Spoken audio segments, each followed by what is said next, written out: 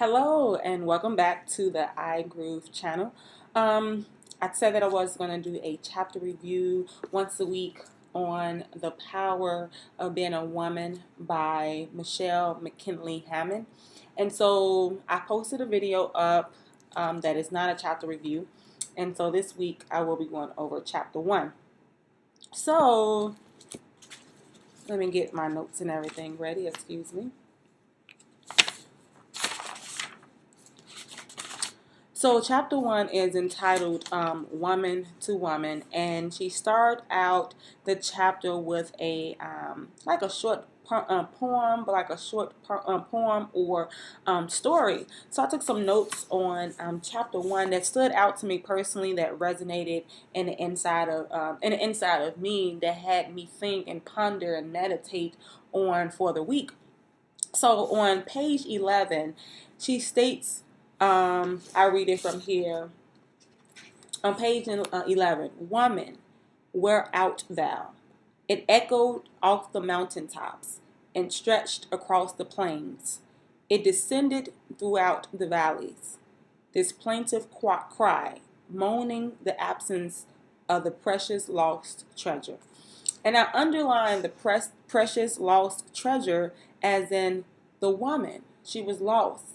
The treasure was lost.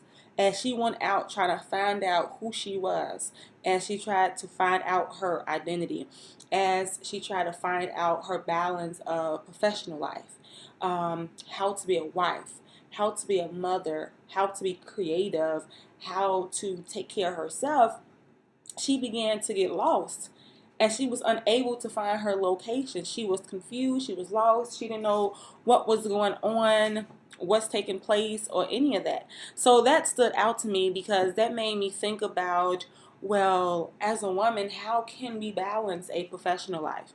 How can we balance taking care of our family? How can we balance being a good mother, being a good wife, being creative, achieving our goals and our purpose in life?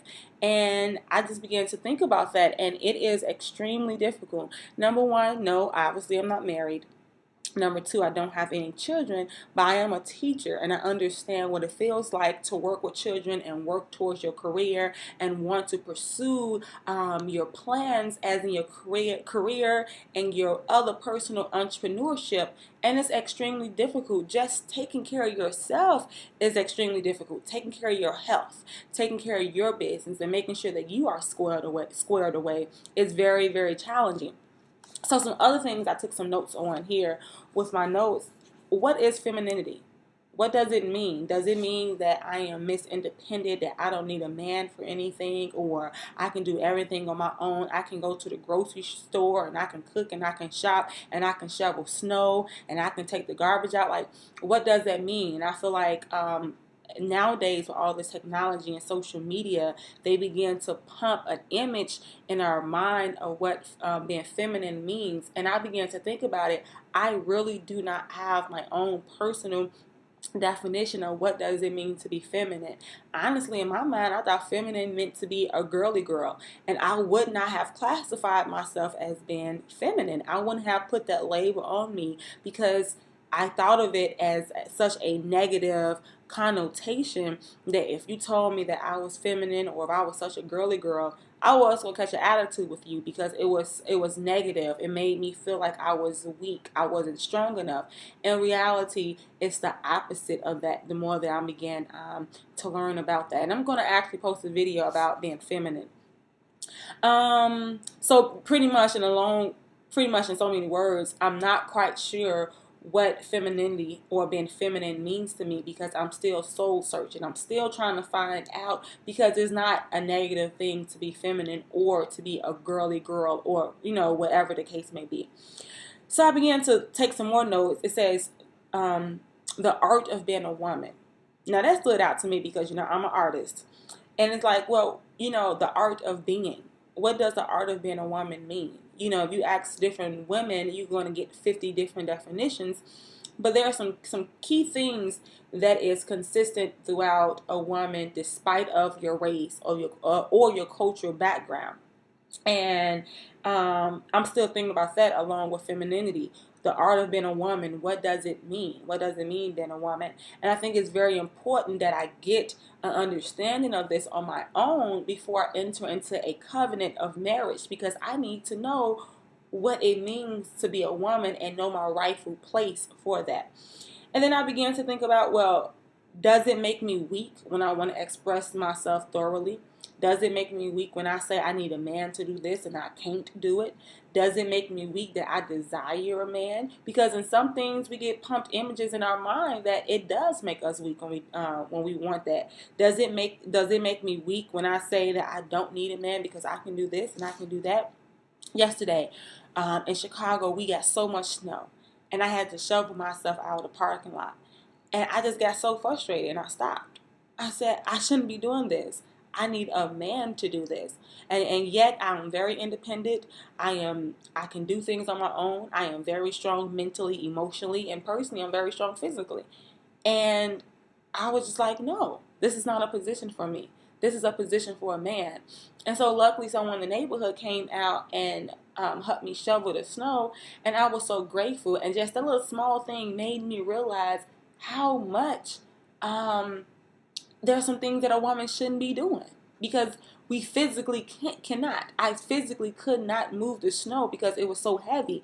And just to watch him move the snow easily made me realize some things I am just not created to do because I'm a woman. And there is nothing negative about that. And there is nothing about that that makes me weak.